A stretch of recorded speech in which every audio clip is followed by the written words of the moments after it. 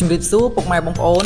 ថ្ងៃនេះអតិថិជនគាត់បានយក Samsung Note 20 Ultra យកមកធ្វើការផ្លាស់ប្ដូរអេក្រង់ OLED នៅហាង Camco Fix Mobile Service របស់យើងបាទអញ្ចឹងសម្រាប់ពុកម៉ែបងប្អូនដែលមាននៅទូរស័ព្ទ Samsung គ្រប់ model ទាំងអស់តែម្ដងដែលមានបញ្ហាធ្លាក់បែកអេក្រង់ឡើងជាប់អេក្រង់ឡើងឆ្នូតអេក្រង់ឡើងពណ៌សពណ៌លឿងឬមួយក៏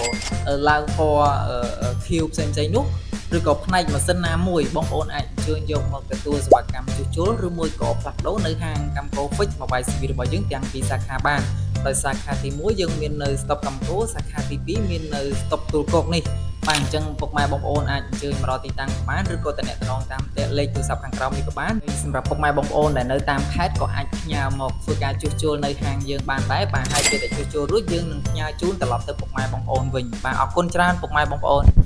ម៉ែបងប្អូនយើងមាន free ជូនជាមួយនឹងកាហ្វេនិងភេសជ្ជៈផ្សេងៗជូនបងប្អូនពិសាដោយអត់គិតថ្លៃហើយយើងមាន promotion បញ្ចុះតម្លៃជូនបងប្អូនដែលគ្រាន់តែធ្វើការចុច like និង share មួយគឺបងប្អូននឹងទទួលបានការបញ្ចុះតម្លៃពិសេសផងដែរអូខ្ញុំភ្លេចប្រាប់នៅមានមួយទៀតបងប្អូននៅពេលដែលបងប្អូនមកទទួលសេវាកម្មជួសជុលនៅហាង Camco Fix Mobile Service របស់យើងទាំងពីរសាខាគឺយើងមានថែមជូននៅកាដូពិសេសជាមួយនឹងកាស AirPod និងដុំសាកថ្មជូនបងប្អូនដោយឥតគិតថ្លៃផងដែរដូច្នេះពីរនេះគឺបងប្អូនអាចជ្រើសរើសយកមួយបានអរគុណពុកម៉ែបងប្អូនយើងជួបគ្នានៅវីដេអូក្រោយទៀត